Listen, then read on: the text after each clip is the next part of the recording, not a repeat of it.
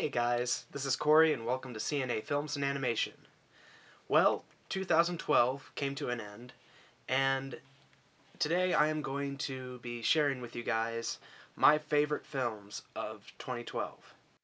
2012 brought us so many great films that, to make a best list and even a worst list was very difficult because, honestly, I thought there were more good films than there were bad. But today we're just going to be discussing my top 10 favorite films from 2012. So before we get to the top 10, I do have some honorable mentions. The first film that I'm going to mention is one that had a lot of very controversy. It was one that was very polarized within its audience. Some people really liked it, some people hated it. A lot of people thought it had a lot of flaws, and honestly, it does. It does. But anyway, my first honorable mention is Ridley Scott's Prometheus. Now, yes, this film did have a lot of flaws. It was by no means a perfect film, but I did enjoy it enough. I thought it was nice to see Ridley Scott return to science fiction. By no means is it Alien or is it Blade Runner, but, for a comeback after, 20 years, 30 years, it was alright. Also, I thought that Michael Fassbender's performance was excellent as the robot David.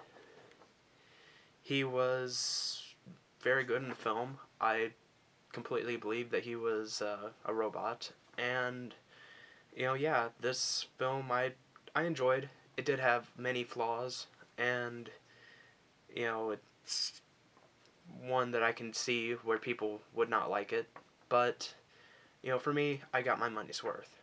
The next film that's on my list is Phil Lord and Chris Miller's 21 Jump Street. Now, when I first saw the trailer for this film, I was very turned off. I didn't think it looked funny. It actually looked kind of stupid. And, I just really wasn't interested in seeing it. A couple friends and I went and saw it at a discount theater, and man, this was, seriously, one of the funniest movies of the year. Between Channing Tatum and Jonah Hill. See, I'm not a fan of Jonah Hill myself. The only other film that he was in that I really enjoyed was Forgetting Sarah Marshall, and he wasn't even the star of the film, so this was his first starring film that I really enjoyed. And so I really enjoyed it. It surprised me. The next film that's on my honorable mentions is Rich Moore's Wreck-It Ralph.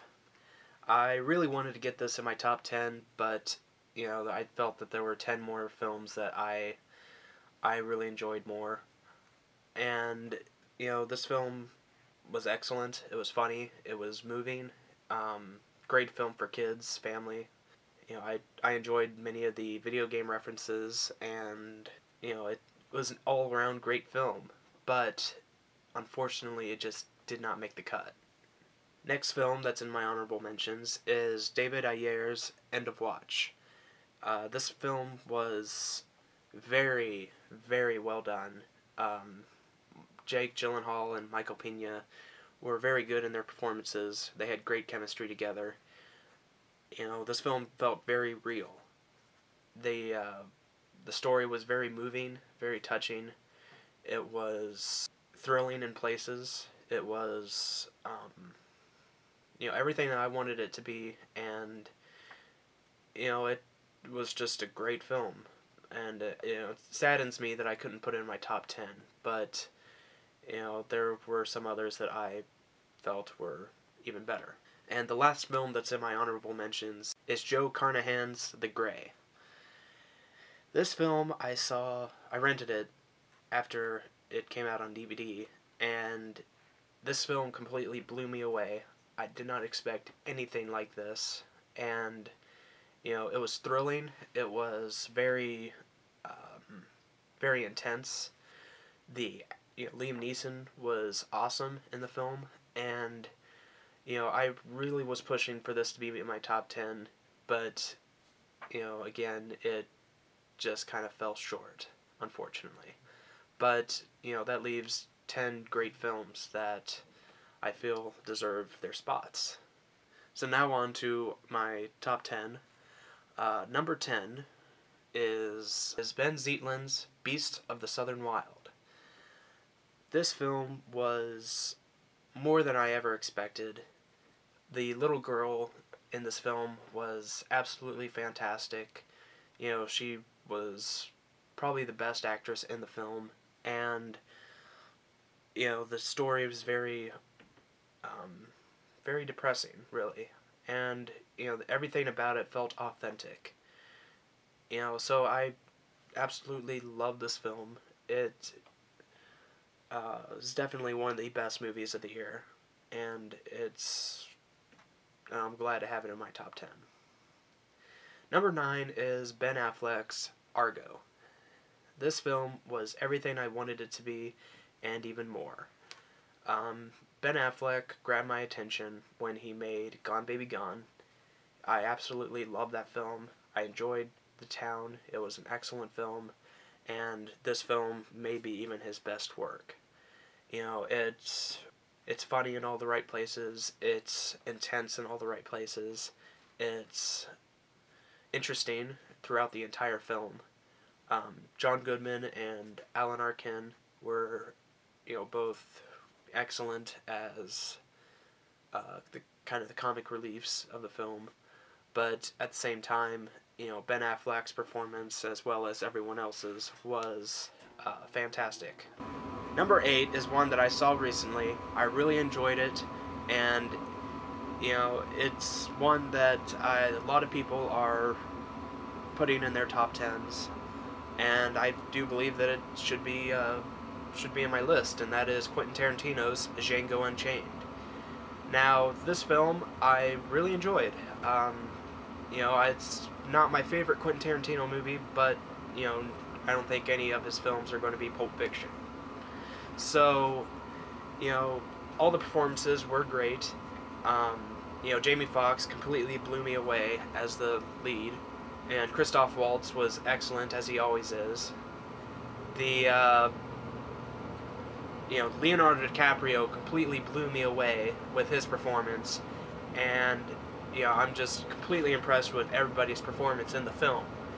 So overall, I just completely enjoyed it, and it deserves my number 8 spot. Number 7 is a foreign film that is not going to make a lot of people's top 10 lists, and I can see why. I don't think a lot of people saw it, but I really enjoyed it for what it's worth, and that is Gareth Evans' The Raid Redemption. This film, I wasn't expecting hardly anything, and man, this was probably the best action movie that I've seen in years. The choreography for all the martial arts was top notch. The shooting, it completely blew me away. I thoroughly enjoyed this film. I recommend that you go see it if you haven't seen it already. This was an excellent, good time, and it's one of the best, and it's one of the best action films of the year. Number 6 is Wes Anderson's Moonrise Kingdom. Now, before I get into what I thought about the film, I'm going to first say that I'm kind of a mediocre fan of Wes Anderson. I saw Rushmore, and I thought it was okay. I didn't see what the entire big hype was over the film. Maybe I just didn't get it. But I enjoyed Royal Tenenbaums enough, and I didn't see Life Aquatics, nor did I see Darjeeling Unlimited. But I did see Fantastic Mr. Fox. I really enjoyed that film, and I think that Moonrise Kingdom is Wes Anderson's masterpiece.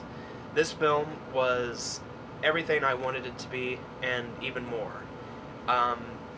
Bruce Willis, Frances McDormand, Tilda Swinton, Bill Murray, Edward Norton, all were fantastic in the film. Even the two kids, who I don't even remember their names, but everybody's performance was excellent in the film. And I've got to say, it's the directing style, the story that was told, the writing, everything about this film was fantastic.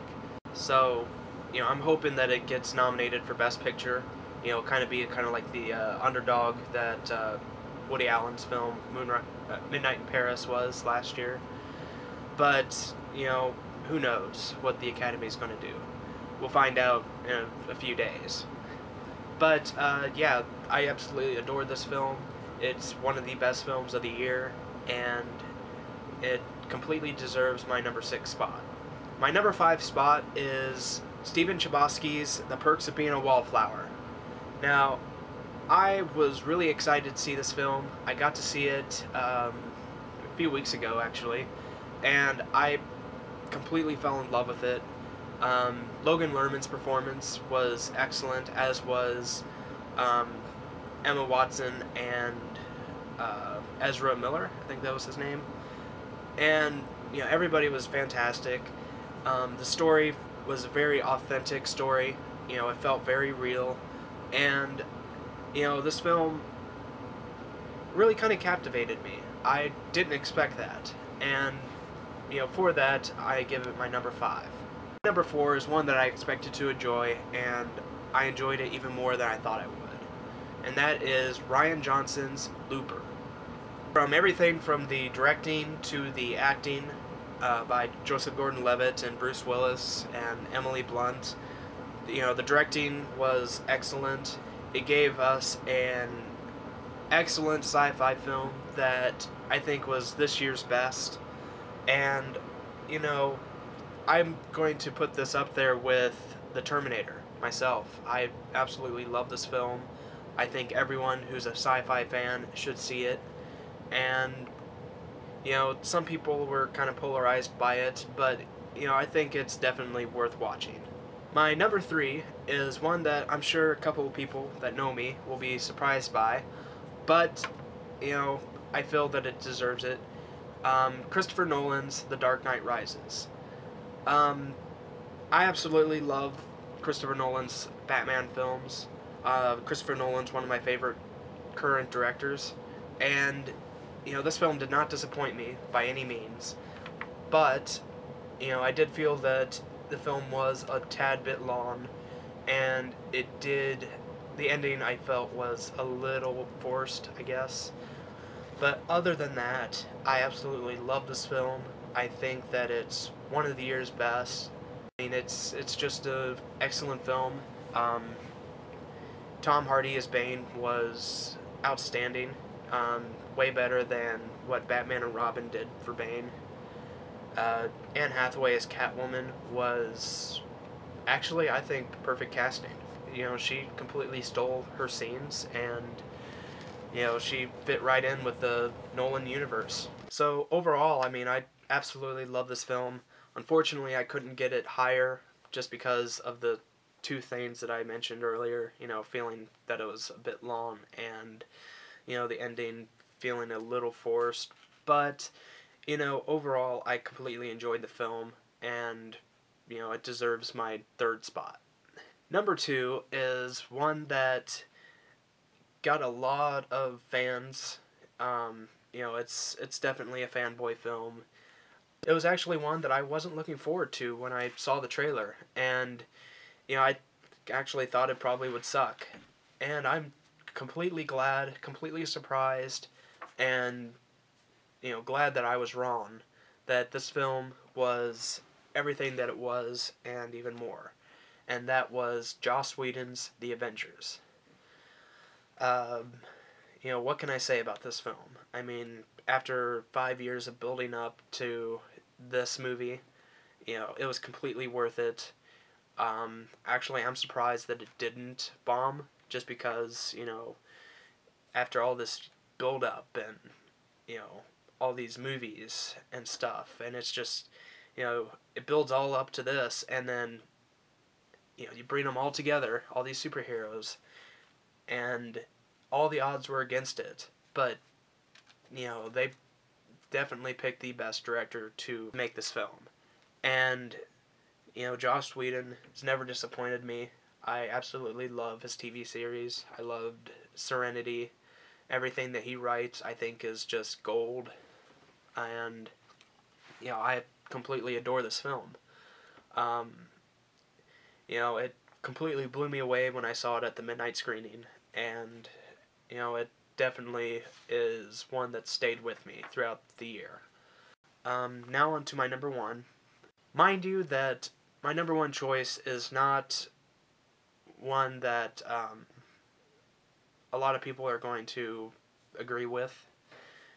I don't think I mentioned this earlier, but I haven't seen every movie that came out this year. So, obviously, some greater movies are not going to be on this list, as you've seen. And so, with that in mind, this film I didn't really expect a whole lot. I mean, I expected I would like it, but I didn't think that it would completely blow me away and stick with me for 8 months of the year. This film, actually, I saw 3 times in theaters, and I bought the DVD when it came out, and I've probably watched it about 3 or 4 times since then. And this is Drew Goddard's The Cabin in the Woods. Now, I've got to say that I completely love this film. It completely blew me away. I'm not saying that it's the best movie of the year, mind you. It does have its flaws. It's not a perfect movie, but for me, it was the film that completely blew me away and stuck with me throughout the entire year. I still get goosebumps when I think of the last 20 minutes of the film. I mean, as a horror fan, it was everything I wanted it to be and even more. So, with that, I'm going to say that Cabin in the Woods was my favorite film of the year. Again, not the best movie of the year. That would be a completely different list with a bunch of these movies not even on there. But, yeah, I completely adored this film. If you haven't seen it, I recommend that you go see it now. It's one that I absolutely adored. If you're a horror fan, I don't know why you haven't seen it yet. Joss Whedon and Drew Goddard wrote the script, and as much as I know that it's not going to happen, I would love for them to be nominated for Best Original Screenplay, just because of how original the story is. And, with that, it's my favorite film of the year.